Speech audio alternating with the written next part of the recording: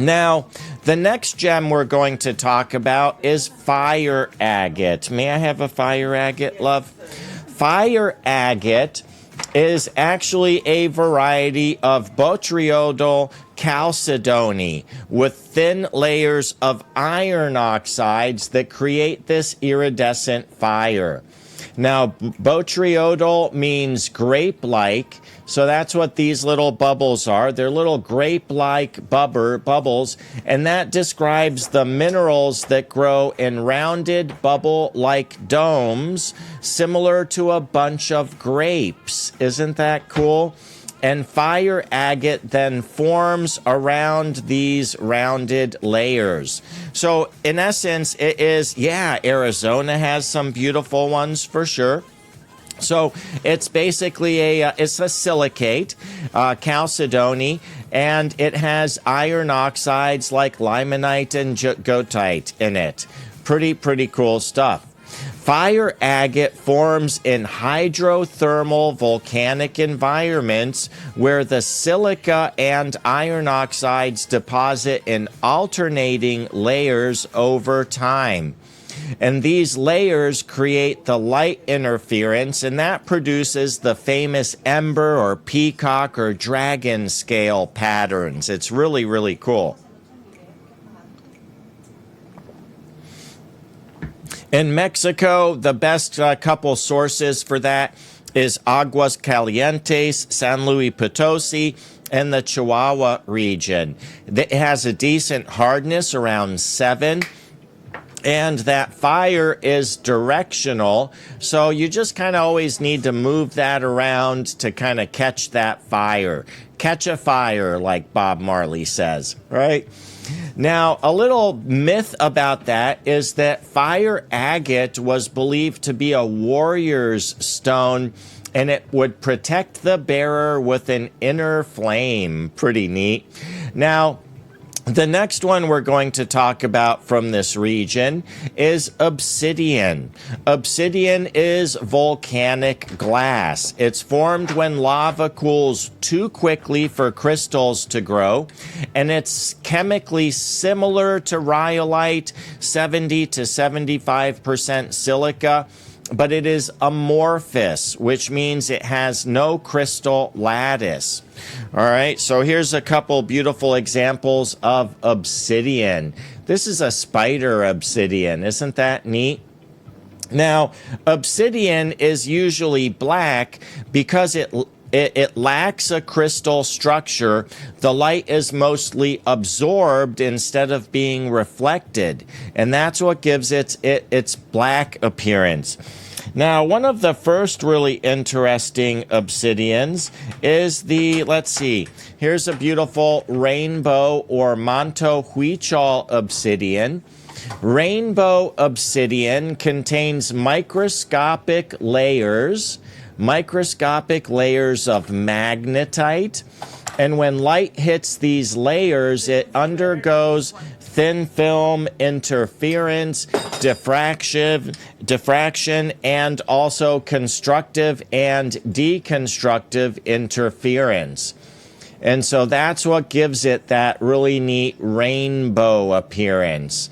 All right, really cool rainbow obsidian. And so you'll get colors like greens and, where'd the lid go? I don't know. It'll produce greens and purples, golds and blues.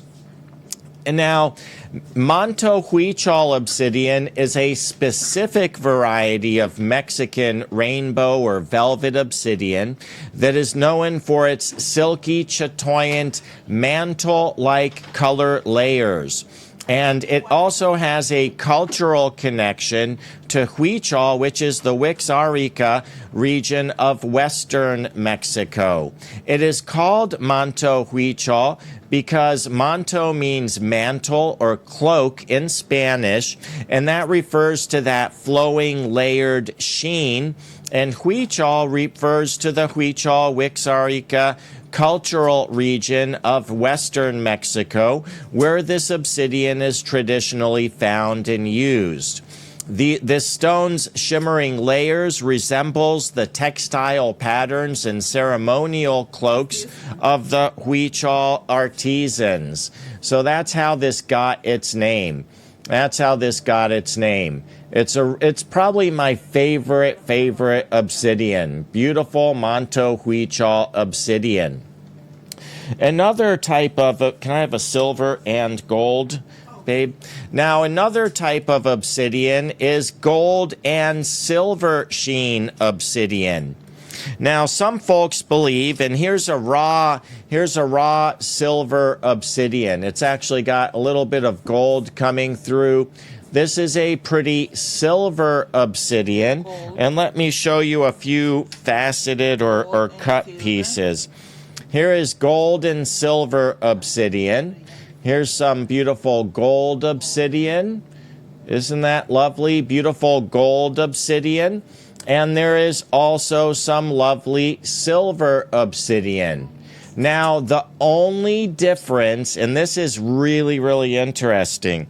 The only difference, here's before I tell you that, check out this beautiful gold obsidian.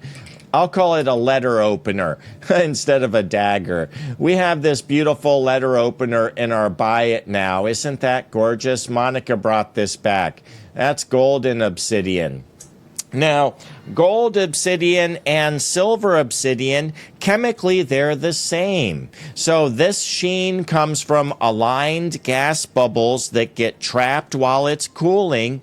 And if it's larger bubbles, you get a golden sheen. And if it's smaller bubbles, you get a silver sheen. And what happens is light scatters off that bubble's surface, and that creates that directional shimmer. Another type of obsidian is called caoba obsidian or mahogany obsidian. And this gets these reddish brown patches from iron oxide inclusions. Another favorite of mine. I love all these different types of obsidian. I think I have one. Yep, I've got a raw one here. Isn't that cool? Very pretty obsidian. Now, the next type of obsidian is snowflake obsidian, or as they call it in that part of Mexico, they call this Nevada obsidian, named after snow, Navarre, right? To snow. So this is snowflake obsidian. Now, this Nevada obsidian, yes, that the dagger or the raw, I'm going to run all the raw pieces here in a minute, Captain, for sure. And the dagger's in the store. So this snowflake obsidian forms when chrysobalite crystals, which is a high temperature form of silica, grow inside the volcanic glass. Here you go. Here's an example that grow inside this glass as it cools. Isn't that neat? So then these crystals will appear as little snowflakes with radiating starburst patterns. And this is one of the few obsidians where crystals will grow inside the glassy matrix. Really, I love that stuff. Now, fire opal, we're going to talk a little bit about the myths about these different gems. Fire opal was considered the symbol of the sun, creativity, and rebirth. The Aztecs called this Quetzalitztli, which is the stone of the bird of paradise. Isn't that awesome? Cantera opal would represent the fire held within earth, so kind of rebirth and good fortune for pregnant women. And then fire agate was, of course, the warrior's talisman, and it was believed to shield the wearer with inner flame. The final one, Obsidian was sacred to Tezcatlipoca. Tezcatlipoca. I had the pleasure of, when I went to the Museum of Anthropology in Mexico City, they had this beautiful display of some of these different talisman that had been created for Tezcatlipoca, who is the Aztec god of night and sorcery. Isn't that awesome? That was pretty cool. Really, if you ever have an opportunity to go to Mexico City, you really should go to the Museum of Anthropology. This was always used for mirrors and blades and divination. So, in closing for this portion, Mexico gems are born with fire, lava, heat, pressure, and time. So, from the rhyolite-hosted opal, to the volcanic glass obsidian, each stone is a geological time capsule. And these gems don't just sparkle, they tell the story of the volcanoes that made them. And that's why it's really, really exciting, and I love to show these. Yes, it is. We're almost wrapped up with the learning portion. That's why I love to show these, because, some people believe, for example, they say, no, all Mexican opals are red. All Mexican opals are not red. There are many, many Mexican opals that are white or clear. Some of them, of course, have this beautiful orange, but you get all different colors of Mexican opal, including some really, really dark opal, like this one. Here's some really dark opal. Check that out. Almost a black opal. So Mexican opal can come in every range of color. Isn't that beautiful? And they are just absolutely lovely, absolutely lovely. All right, so that kind of wraps up the learning portion of the learning show. Let me do another quick giveaway here. Let's go ahead and hit that button right there. And if you have any questions, let me know. In the meantime, we're going to run some of these specimens for you. We're going to run some of these specimens for people who might be interested in them. This one's probably one of my larger ones. This is a beautiful rhyolite with fire opal going through it. That is rhyolite with fire opal going through it. It does not go all the way through it. It stops about halfway. That stops about halfway. This would be interesting to try to split there and maybe make some sort of a carving out of it. That would be pretty cool. This one, let's see here. Beep, bop, boop. Here we go.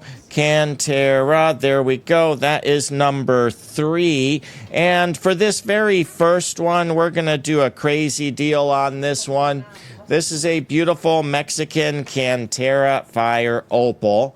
Nice size specimen. And it is polished right there, so you could stand it like that, or you could carve that into something if you were interested in. I'm going to start this one at just $1. $1 on that. Beep, bop, boop, everybody looks him. He's live with